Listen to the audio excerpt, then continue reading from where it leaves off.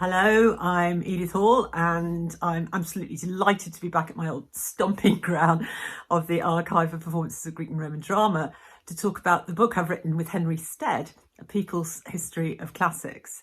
Now this is a 200,000 word blockbuster which examines all kinds of avenues by which non-elites, poor and working class people in Britain and Ireland could access the worlds of the ancient Greeks and Romans between the Glorious Revolution of 1689 and 1939, a neat 250 years. And we look at it from many different angles. We look at it from the point of view of workers' reading culture, the kind of cheap magazines that they could afford, especially in the 19th century, the poetry that they read and then they wrote, their life writing, the visual culture that they could get access to. But one of the most important strands, which does keep returning throughout the book, in many different chapters, is performance culture of many different kinds. And that's all the way from really quite elaborate London West End stage theatricals, all the way down to very déclassé working men's clubs and really pornography shows and the sorts of travelling one-man bands that might go around on the tavern circuit. The first one that we really talk about is the extraordinary phenomenon of the early 18th century fairground spectacle. The most famous of these was by a man called Elkanah Settle, and it was called the Siege of Troy. And this had a 60-strong cast acting out an extraordinarily subversive version of Dryden's Book 2 of Dryden's translation of the Aeneid. But this was a version of the Troy saga where the Trojans weren't defeated. Well, all the aristocrats were killed, but a heroic cobbler named Bristle, Trojan cobbler, managed to do a deal with the Greeks. And it all ends with a really massive carousal and fantasies of levelling.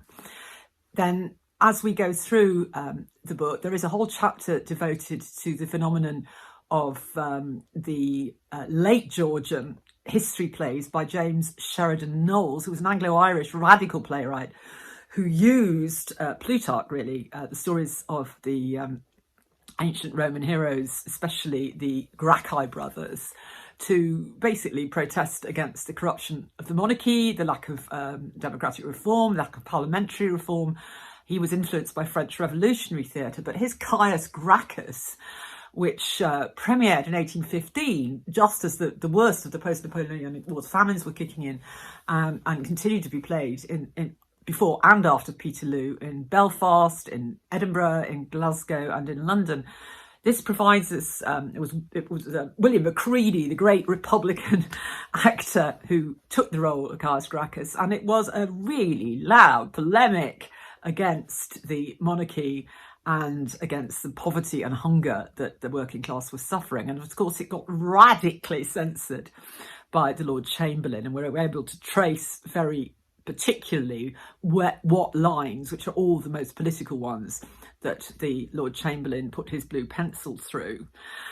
In later chapters, we explore, for example, a very toxic use of classics and class in relation to the theatre, with the weird phenomenon of Caractacus musicals and playlets performed by Welsh school children in the Edwardian era. They were all very enthused by Lord George, and they identified him with Caradog or Caractacus, the ancient British chieftain, who the Welsh had rather adopted as specifically Welsh on slightly dubious grounds. But this is the heroic equivalent of Boudicca. He's the one who leads Britons against the tyranny of Rome and gives a defiant speech in the Roman Forum. But the purpose ideologically of this play, and it was all very, very deliberate, was to introduce history plays into Welsh schools that would make them proud of their legacy, used Tacitus, and very definitely contributed to the success of Lloyd George's recruitment drive in World War I, which was extraordinarily successful in Wales. A very large number of unemployed and mining men from Wales died in the trenches. We've got far more fun with the sort of low-life performance cultures, and these range from travelling showmen like Billy Purvis, one of my favourite guys. He's a Scottish bagpiper. He performs bagpipes, but began to realise that what was needed was some entertainment, especially for the wives and children on the racetracks of Northern England, these Geordie racetracks like Concert and places like that, Corbridge. And one of the greatest hits of these, and we've got an extraordinary painting of it, which is in an art gallery in Newcastle, is of his version of Nathaniel Lee's great restoration tragedy, The Rival Queens, which is basically about shenanigans in Alexander the Great's camps. That this was a hit of the sort of proletariat going on to lay their bets on horses in the north of England is really a wonderful story. And further south, we have the phenomena of the sapient pigs and dogs who were named after ancient Greeks and Romans. One of them was actually said to be a reincarnation of Pythagoras, who would do stunts in taverns, especially around the Northamptonshire circuit, where they would do things like, for example, woof or snuffle or bark or do their paws or snouts, pointing at different books so that they could answer questions about Ovid's Metamorphoses. They answered questions about Plutarch's heroes. And further south, actually, in central London, our great hero is Renton Nicholson, who ran an extraordinary club out of the Coal Hole Tavern on the Strand, which I'm pleased to say is still one of the favourite watering holes, or again, one of the favourite watering holes of the Classics Department at King's College London. But his shows had, they were basically strip shows. He had sex workers acting out scenes from Apuleius's Metamorphoses, the Cupid and Psyche story, or Andromeda being saved half naked from her rock, or various other winsome ladies of classical myth and history with very few clothes on indeed. But these were a great hit. We also had all sorts of different performers doing things like pretending to be Hercules and doing strength performances, weightlifters. But at that point, I'm going to hand over to the real expert on beauty and strength performers in classical costumes, who is my colleague, Henry Stead. And what a thing to be. Thanks, Edith. So chapter 18 of our book is about social class and the classical body. Throughout the 19th century, in some way into the 20th, strength and beauty performers, who are almost all from working class families, used reference to the classical world in two key ways. First, performers like the Australian beauty Lamilo, the Welsh strongwoman Vulcana, and the Scarborough Hercules Thomas Inch, all pictured here, drew on classical antiquity because it was more or less universally popular in that period. Not only was it central to British education, but across Europe and the European colonies, classical motifs were used publicly as a kind of shorthand for power, longevity, and opulence. But as our book also shows, classical literature loomed particularly large in collections of the classics of world literature, insofar as it was widely printed by the early pioneers of mass publishing. And this was for the simple reason that it was both quality assured and free from copyright. All of which goes to show that classical antiquity was therefore a recognisable and readily marketable theme that would appeal to audience members around the world and across the class spectrum. But just as importantly, engaging with the classical was also a way of legitimizing and valorizing art forms that were traditionally associated with the lowest echelons of the entertainment industry. So the freak show, the strip show, and the wrestling match. By training one's gaze on a man, for example, lying on what could either conceivably be a plinth or perhaps an antique couch, wearing Roman sandals, and in a pose resembling a Greek or a Roman statue, a viewer could offset the dangerous thrill that they were gazing at a naked body, a naked male body, with all their muscles in play, and with their modesty only gesturally saved by a tin leaf, both covering and at the same time conjuring an idealized pubic region. The tradition of imitating classical statues in the flesh can be traced back to the 1780s, when Emma Hamilton, a blacksmith's daughter from Cheshire, developed her famous Attitudes, in which she dazzled elite audiences with her classical poses. But probably the best and biggest influence on the trend of strength and beauty performance, as it grew in popularity alongside the burgeoning demand for mass spectacle, was the Prussian immigrant and physical culturalist Eugene Sandow. In Sandow's performance, he would lift and sustain extremely heavy objects like men and horses, for example, and he would strike elegant poses, tear packs of cards sometimes, and turn nonchalant somersaults to the rhythms of a waltz. But it was his commoditized, scientific and hugely popular system of physical culture which grew around his carefully curated public persona, which chimed with and offered an apparent cure for the crisis of masculinity that followed World War I across Europe.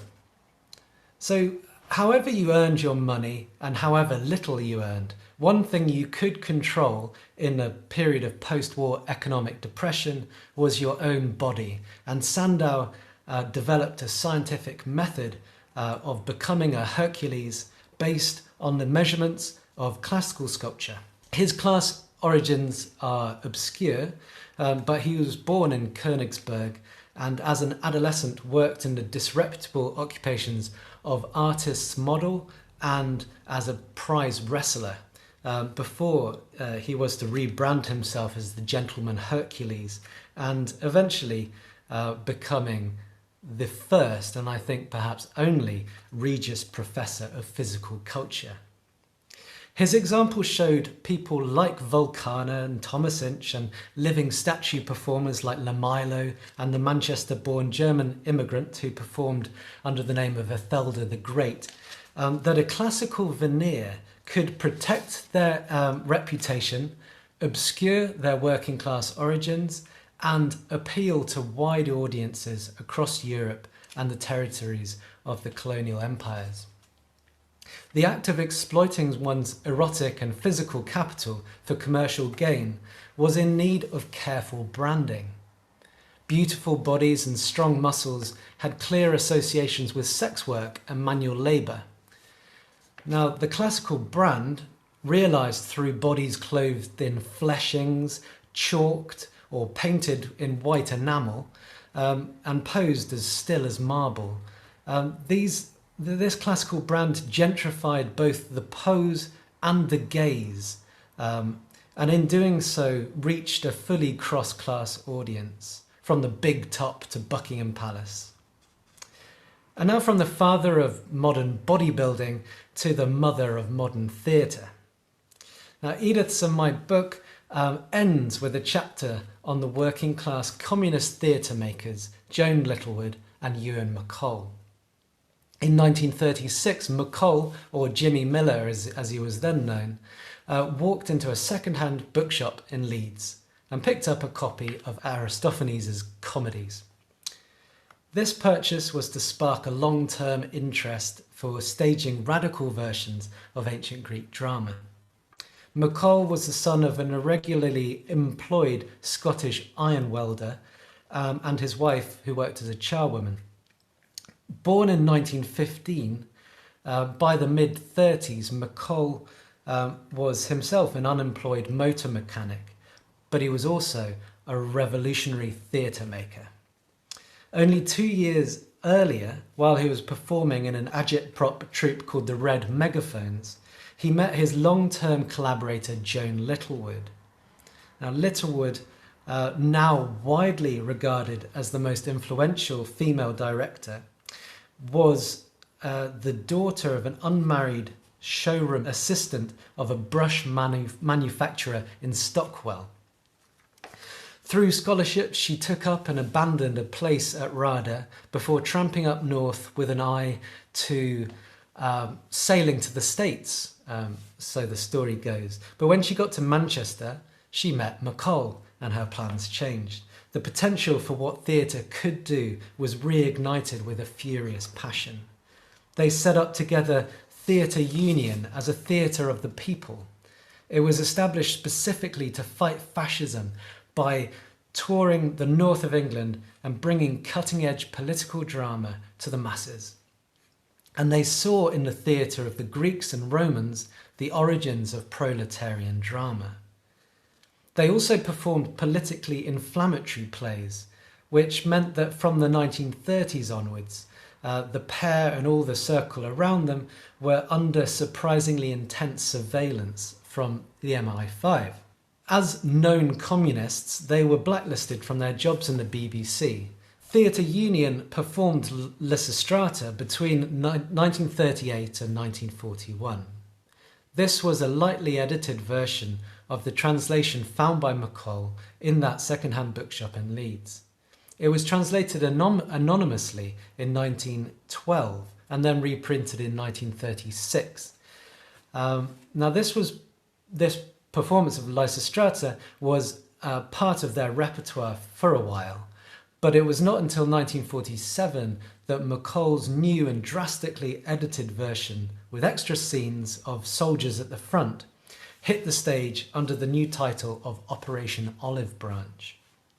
This version of Lysistrata challenged the motives behind World War II, presenting it as an extension of the class war by other means. The workers of the world were fighting and dying in their thousands for the enrichment of arms manufacturers and the power games of the hegemonic classes. They later grew to regret this line, but it was one held by many of the radical left at the time. In terms of career progression, which I think is a term that Littlewood and McColl would have despised, Operation Olive Branch was a big breakthrough. The company finally got their long London run, and as you know, the rest is modern theatre history. It is really interesting to see how the centrality of ancient drama and their deep commitment to communism, even the strong presence and contribution of McColl, have, in recent years fallen away from our reception of Joan Littlewood and Theatre Workshop, as she has settled into her role as national heroine, trailblazer of modern theatrical techniques. So today, Edith and I have just shared a few mugshots from our gallery of people's classics, which we really hope might offer a fresh and democratic ancestral backstory for the discipline of classics, which of course is blighted by its imperial and deeply conservative past.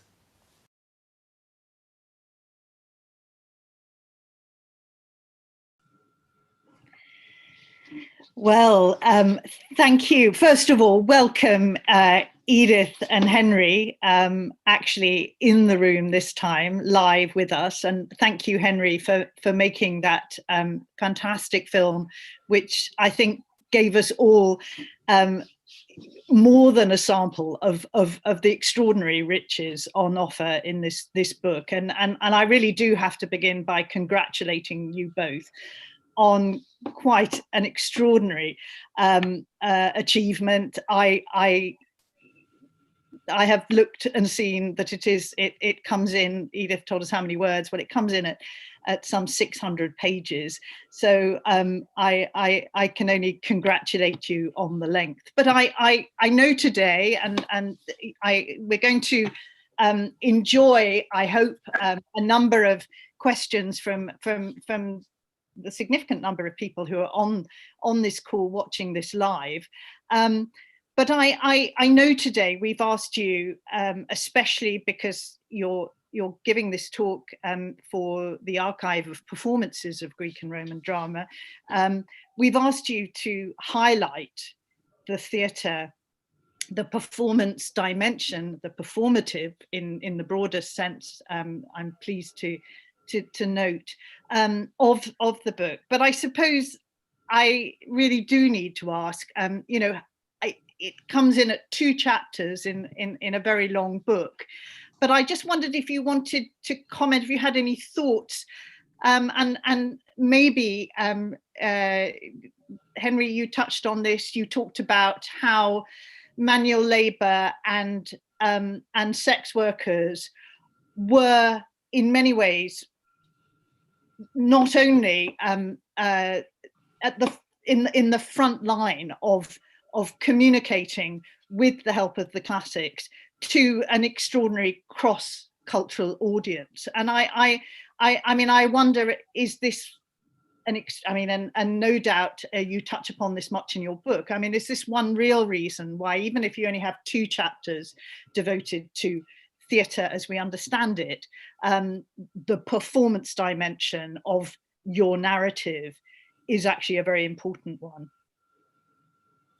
I don't know whether this speaks maybe immediately, because Henry talked very much about Sandow, and I've noticed already that there are a few people in the chat who are very interested in Sandow, but he seems to be a very good example of the way that performance is a kind of crucible and a meeting point for multiple cross-cultural, cross-class encounters.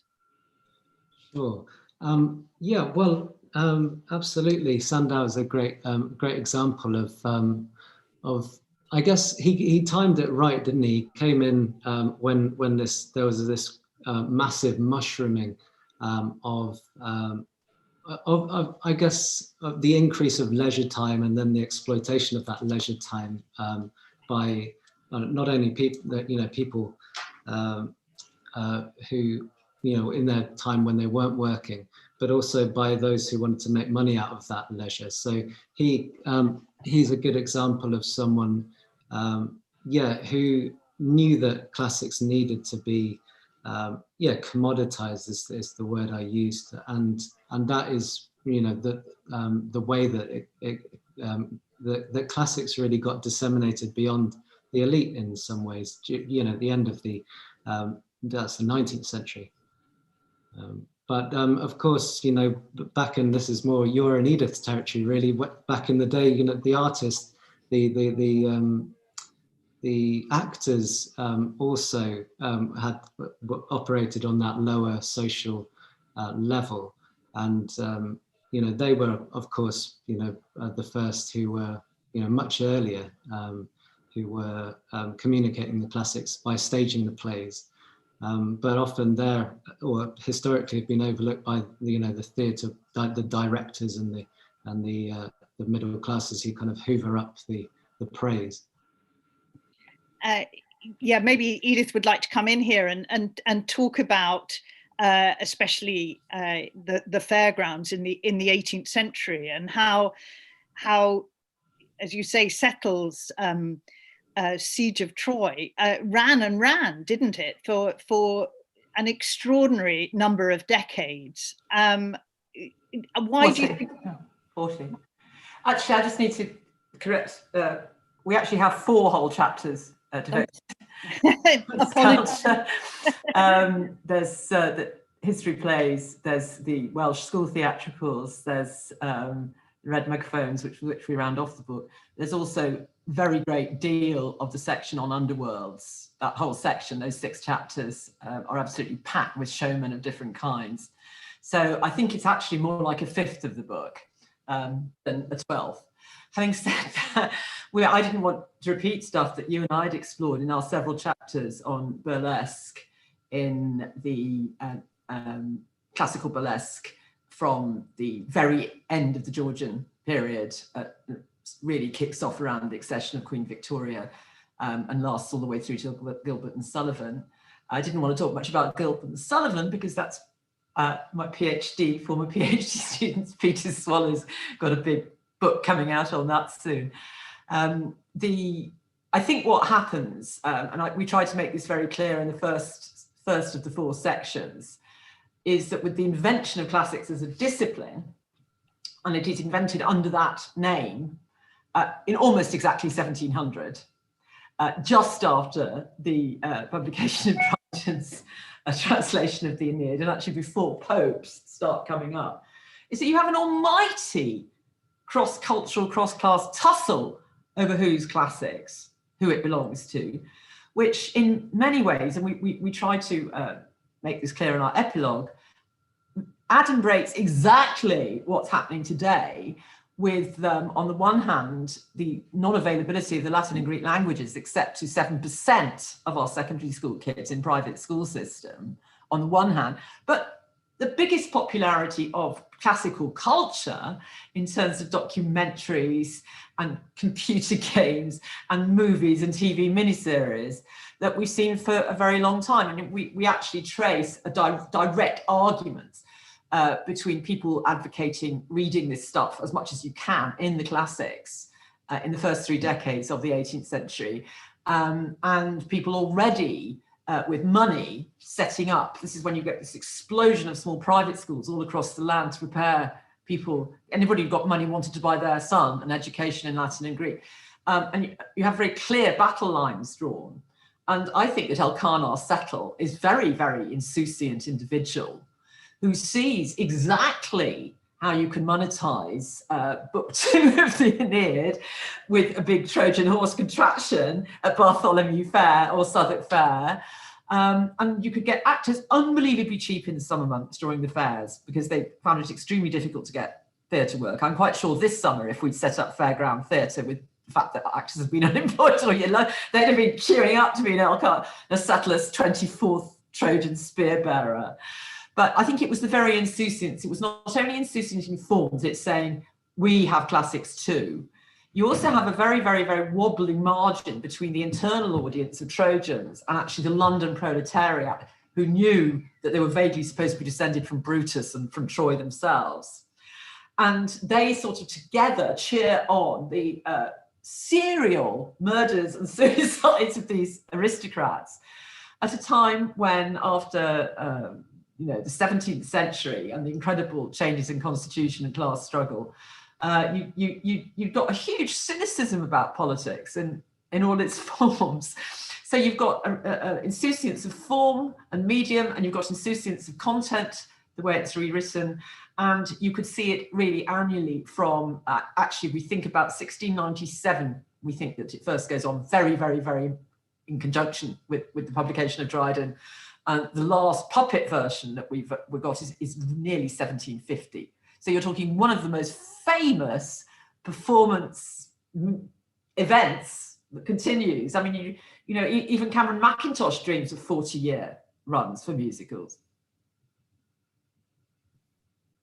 Yeah, that as you say is quite an extraordinary run, and just so interesting, as you say, you end up with the longevity, perhaps above all, in popular forms like the puppet theatre, and we do know that they move, of course, internationally, and no doubt as much in South America as they did elsewhere. And are reborn. I mean, the writers of the early Victorian, late Georgian and Victorian burlesques knew all about these. The Siege of Troy was much republished. So when you have the Bruff brothers or Vernon coming along in the mid-19th century with Homeric burlesques, they had Settle's incredible commercial successes.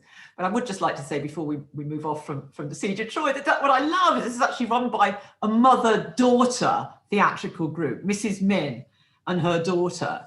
You can actually see one of them, we don't know who it is, in that famous Hogarth engraving, literally drumming up the custom. So you've not only got low life, working class performers, entrepreneurs, but you've got female working class entrepreneurs. And I really, when I first discovered the Siege of Troy, simply couldn't believe it. As far as I'm aware, nobody has written about it before, except a few dismissive footnotes in books written in 1920 saying this stuff is beneath contempt. We don't want to put it in our books about Georgian theatre. Completely neglected. All, as usual, because of the class angle. And the very last thing I'll say on that is it's lovely to be talking to you guys, because I'm sure none of the people in this audience would agree with the now consistent trope of the reviews of our book, which is that it's unbalanced because we don't bring in the upper classes viewpoint. Right, and I want to say to them, who wrote, when Richard Jenkins published The Victorians in Ancient Greece, where is the working class viewpoint? Who said his book was unbalanced? We're trying to correct the balance. Yeah, and I in terms of balance, as you say, if you're writing about performance, you're very often finding the most entrepreneurial, as well as the most successful of the performers are in fact the women, and Yes. and I've enjoyed that very much in your book. I'm going to probably rather ineptly try and keep my eyes on, or my ear on how you respond, but my eye on some of the questions. And this is a question from Claire Barnes, which will raise a few smiles because she is in the room, but she has written it in the chat. She says she's interested especially in, well, she begins by saying, when the war poets from elite backgrounds engage with classical themes, there is an implication that they're seeking refuge in the classicism of their education. What do you understand to be happening when these themes are invoked by performers from politically or socially divergent educational backgrounds? So how different is again what happens when very different kinds of performers run with the same themes? Henry, I'll tell you what I think about that. Claire, thanks for the question. Basically, I think people, I think you see something very different from the working class poets. You see quite one of the themes that keeps coming up is not so much an escapism that is being, or like a kind of refuge in their past and educational backgrounds, but more of a looking to the classics and finding in it examples that kind of valorize their struggle, and also to show the kind of to valorize and glamorize in a way, and their own experience that they see in the same material, but they pull out different messages on the whole. So an example would be in the broadside ballads. You often see people's the trades being celebrated, and there are really nicely creative ways of establishing the tradition of one's trade, not only in biblical but also classical culture, particularly mythology. So that's more of again, it's got a slightly commercial twinge, and that's another thing that keeps coming up, is that it's written not as a reflection so much as a projection forward, and it's trying to change the contemporary world, I think, by recourse to the classics. Specifically on the war poets, the really important chapter in our book is chapter 24 on Jones's In Parenthesis, which is this extraordinarily long and savage modernist epic by somebody who had fought not as officer class. Every single one of the famous war poets was officer class. And it's in Stand in the Trench Achilles, Elizabeth Van Wyver simply doesn't mention Jones's In Parenthesis, which is the only one from the perspective of somebody who fought as a non-officer in the trenches. And it is savagely anti-war. I mean, savagely, not in terms of taking up any partisan political position, but it's an exposure of the utter degradation of the barbed wire and the mud. And it's modernist in form. It's baffling how it's been neglected. His name is inscribed on the list of war poets in Westminster Abbey, but when that list was revealed in a major ceremony when Ted Hughes, overseen by Ted Hughes when he was poet laureate, all except two of the war poets were read out. Guess who was missing? The working class non-officer. So I decided we just had to make reparations to that. And although it's not performance, if you want the class element in war poetry put there, then you really can't afford to leave out In Parenthesis. Thank you. I'm looking in the chat, and I noticed from Judith Hallett, there's a question or a real interest in Sandow and other Eastern European emigre Jews. And she's asking, have you explored the reception of classics in this particular demographic? And also, presumably, to ask the obvious follow-on question, in any particular other minority groups in the period that you discuss? Well, perhaps I can say that, thank you, Judy.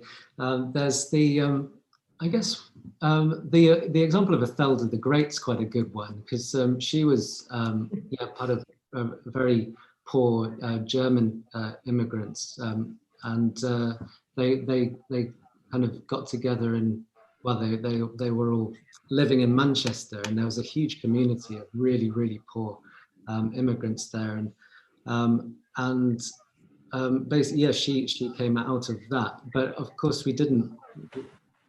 Apart from mentioning her a bit, we haven't done any sustained research into that particular area. I don't know if Edith. I was pleased when we. Sorry, shall I come in? Yeah. Hi, Judy.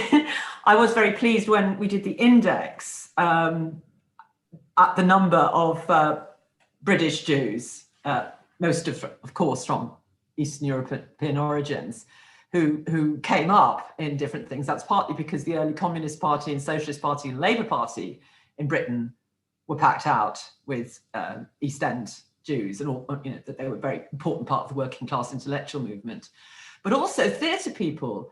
I'm trying to remember his name now, but there's one of the most popular of all musical comedies in the Edwardian period was called The Greek Slave, which was a very insouciant version of, it's sort of inspired a bit by Terence and things. But the important point is that it's actually a slave who gets to marry the master's daughter. It's got very strong class politics.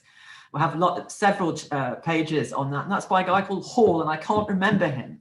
His first name, I only remember he's called Hall right now because it's my name. But actually he is, from what we all know is a strong American tradition. He's an American who comes and works in Britain, of writers of songs for musical theatre. The Jews have played an extraordinarily important part in that historically in America. But if you actually look, we talk about that all starts with the very first synagogue in Britain is written is built under Cromwell. He actually invited a large community of Sephardic Jews into London when they were getting oppressed on the Cromwell continent. And there's a couple of others that you talk about amongst our autodidacts. That there's quite a lot of clever Jewish boys from the East End who get into grammar schools or one way or another. So if you look at the index, you'll find that although we didn't devote a chapter to that to minorities of any kind, we were much more interested actually in regional identity, and in I have to say Christian nonconformism, because that historically played such a massive role in the working class movement in Britain. But the Jews come in very strongly in the late 19th century with the trade union movement. And I can add, thanks to Lorna Hardwick, that of course Isaac Rosenberg was not officer class either. We just to sort of slightly change tack, there's a question from Arabella Curry. It's a practical question. She says she'd like to know, or she'd love to know more about how you excavated these stories. What sort of research did you need to do to find this democratic history? And how much of how much of this history do you think may in fact have to remain undiscoverable? Henry, tell them about how I took you to travel lodges in every rain-sodden northern city in England to take you to really grotty archives. Well, the archives, however grotty, they were all hosted and run by fantastic archivists, and yeah, we were really spoilt. This is archival research from the olden days. It felt like to me, not that I necessarily know, but we'd be presented with these massive boxes, and that was the way we sometimes you could meet an archivist who, is very protective of their material, but we were quite lucky, I think, on the whole, of being presented with box loads of material to cipher and to go through. So yeah, absolutely, as Edith says, we were on location in these places, and in regional archives, digging through boxes. I call it smash and grab approach, where you just get as many boxes lined up and then filter through, and just we were led by the material. That's the thing as well as what about balance, is that you can't. We were dealing with material from the time and following it. We were following our noses, and the way that people spoke about classics in class, was their own experience, and we were reflecting that. Yeah, we often got good tips from sort of quite elderly people who remembered what their grandparents had done. Or, there was quite a lot of actual oral stuff in it. But I would have to say two other things. One is that, Henry and I just complemented each other brilliantly, because he's a Latinist and knows an awful lot about, Latin poetry, and his doctorate, his first book, on the Commoditizing, he'd already worked out quite a lot of ways of finding demotic dimensions to the reception of Latin poetry, and mine is Greek, and more philosophical and historical. So, that worked extremely well, but, I chose him, hey. But the other thing is that, and this really needs to be told to people doing refs and things, is that I started collecting this stuff in 1980, okay? So I had piles and piles and piles, having been very active in the labour movement in the 1980s. I met a lot of people. I went and interviewed personally, before they died, people like Jeffreys of Santa Croix and George Thompson, in the 80s. These were the old communist guard. So you can't write a book like this in 3 years. It cannot be done. And Henry often, ran with something. I said, we've got to do something about Joan Littlewood. And he's just amazing. I mean, I might say we have to do something about Joan Littlewood, because I've always known that Oh, What a Lovely War came out of her experience with Lysistrata at a fundamental level. But his capacity for finding, especially MI5 archives, he's just a natural. It's a bit like when I was working with you. I'm good at the big picture, but your nose for this telling phrase in some letter that just clinches the argument. So it's, to me, just a great ode to collaboration and the combined skills being greater than the sum of the parts. Can I add to that? Yeah, go on, Henry. Yeah, thank you. There are also, at the same time, it's funny how these things happen, but there were other projects that were coming at the same time as this. Yes. So like Writing Lives is a brilliant project by a scholar in Liverpool, whose name I have momentarily forgotten, but it's really great. And, people are sifting through the same. It all started with the autobiographies, didn't it? So we split up the letters of the alphabet, and and that was my job really for a year at least, was to. There are nearly 700 working class autobiographies that no classicist had ever read. Yeah, so I would order them up at the British Library. Those were there, and I had stacks. They actually gave me a special compensation to have more books, because I'd get through them in the day. And so I was just scanning through, and turning them around. I was that weird guy with the trolley for in the British Library. Yeah. We have to thank Mr. Anthony of the Rare Books Room in the library, who is named in our thank yous. But without him, I could not have finished the footnotes last year. Well, perhaps sort of very much coming from your responses there, Gideon Nisbet wants to know how much of your archival research didn't end up in the book, and in some ways that's a difficult question. Is there going to be a sequel? I mean,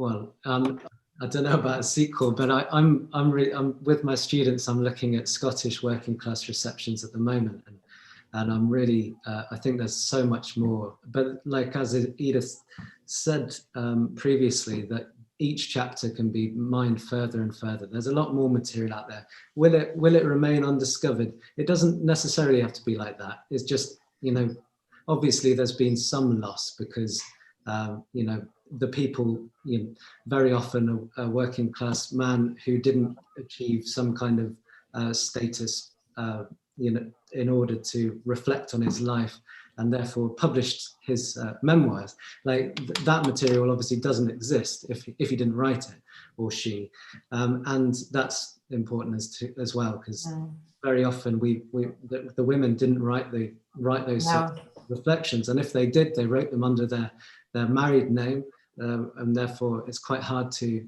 find. So there are lots of holes that will be there, but we have tried to flag up in the footnotes when we think that, you know, for example, certain popular journals, we simply didn't have time to read through every edition and they're not digitized.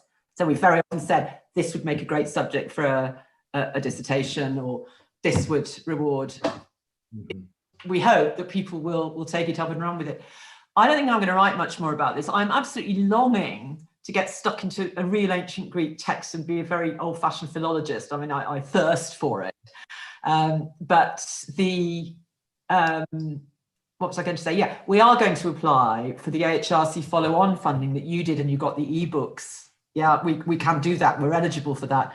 And we fancied actually the people we know that we've neglected, and there are some, like George Smith, who translated this unbelievably indigent man who was the guy who cracked the Epic of Gilgamesh. So it's not quite Latin and Greek, but, you know, we're going to make a film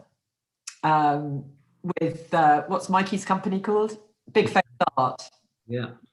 And we're going to apply for money to go on a road trip to where a lot of these people live, to get a sense of the real physical landscapes and the garrets and the slums all over the nation. But for various reasons to do with COVID, we haven't actually done the application, but we are going to.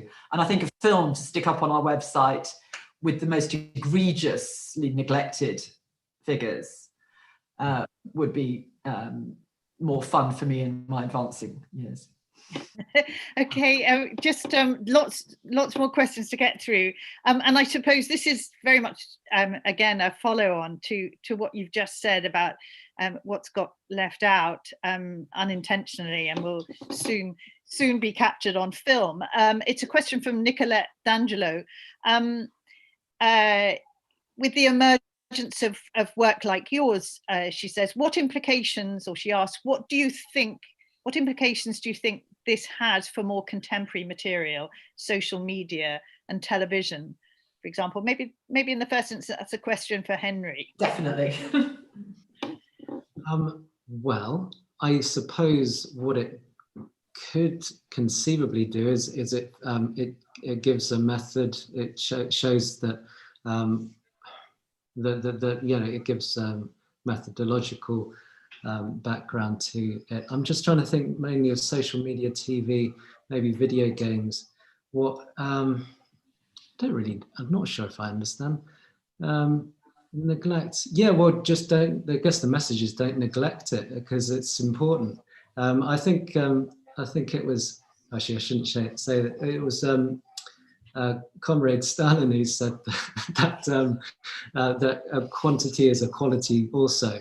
And if you get a lot of material that doesn't necessarily appear to be important according to our biased, kind of generally speaking, elitist approach to history, then just by sheer quantities of material clubbing together it shows that there's a much more important line. And it kind of highlights the broader cultural dynamics, which are very difficult to talk about, but are probably more important than these kind of siloed kind of great history figures that we tend to follow and we're very used to following. So that would be my brief response there. I hope it made sense.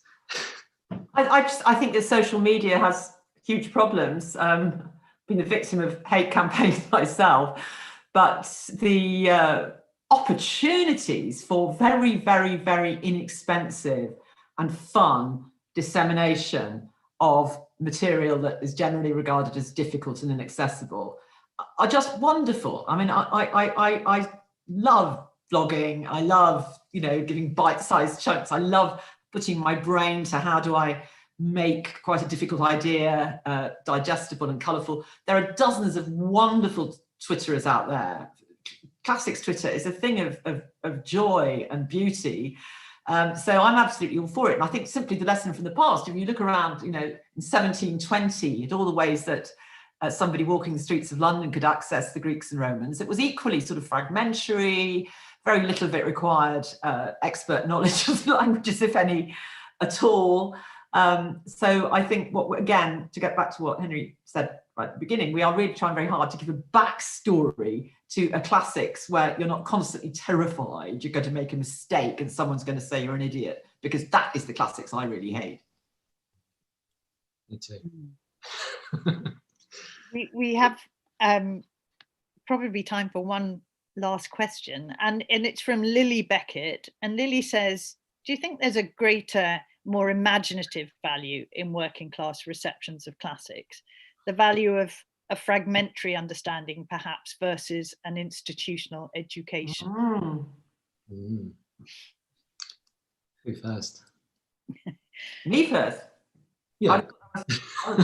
I would have thought I thought those of you. Yes, I've certainly found that people get hold of one idea or one image, one beautiful ancient vase or something, and it may often be because it's the only one. The one that immediately comes to mind is a trade unionist, actually called Edith Hall, as it happens. Lots of people called Edith Hall in 1910, who wrote about how she had only come to life. The first time she ever came to life was actually when she read Thomas Hardy, and she read Tess of the D'Urbervilles, and through Tess of the D'Urbervilles, she found out about Aeschylus's Clytemnestra, killing the husband and the blood, right? And that for the first time when she read Tess of the D'Urbervilles, she had felt he was a very famous writer, Thomas Hardy, writing about her, right? She could relate to this heroine. So although she never did any more classics after that, that one encounter has really stayed with me. So your answer to your question from my point of view would certainly be yes. I can't think of any brilliant examples other. I think you could in your Latin poetry though, couldn't you, Henry, where people like obsess on Maecenas, and how do they deal with Maecenas? Yeah, I think definitely the way that, I'm a bit careful about sort of assuming that the understanding of the classics would necessarily be fragmentary because of class origin, but I understand the thrust of the question now. It's like that the key value I think for me would be that it's just different. You see people drawing differently on the same material, often in ways that are extremely enriching and capture a diversity of experience that is otherwise not there. In the example that Edith's talking about, the kind of the importance of again in a class as a classical receptionist, it shines a really important light on the modern world and illuminates the reception context, because for example with Maecenas, people are drawing on Horace's odes, and and through reading those connections, you understand the importance of the patron in, say, late 18th century or mid 18th century, even from the 1730s on, classical poetry, and the importance of people who are having to lift others up, because until the 1780s, that was really the only route out of to be able to quit your job as a labourer in order to spend more time writing. So that's the working class poets group. I hope and the value in it, just extraordinarily creative, and every member of every class has an equally perhaps fragmentary relationship with the classics. I don't think we can although we perhaps try to reflect this, but we all have a very partial relationship with the ancient world. Well, thank you both very much. I began by thanking you and congratulating you. I think before we say goodbye to you properly, I think we need to thank those members of the audience who've given us some really, really good questions. And again, the quality of the questions, I think, has been commented upon too in the chat. Yes, so I began by thanking you for coming, taking time, and congratulating you on quite a remarkable achievement. But I think what's become more apparent than ever today is that we all need to thank you very much for uncovering a really important new research area, and one that, yes, Edith, you've thought about since 1980, but not enough of us have thought about until now. And I think it's very, very good news that we've got so many younger people on this call who are asking really, really important questions and wanting to take this research in new directions. And so, again, congratulations for having done that, and thank you all for being with us. Could I just say, if anybody can't afford to buy a book, if they email me personally through my website, I will get them a copy. Okay, that's great, lovely. Okay, and Henry, do you want to say one final thing? Yeah, I'd just like to thank you, Fiona, and the APGRD for hosting us. You always have the best events, so thank you very much. Well, that's extremely nice, and maybe Claire, absolutely, who's been the one behind the scenes, and also on behalf of Claire Barnes and Claire Kenwood, and of course, this is very much my request. Maybe when those massive boxes that are now under your bed get just too much to live with, I think the APGRD might be able to find a home for them. We definitely would very much value your archival material.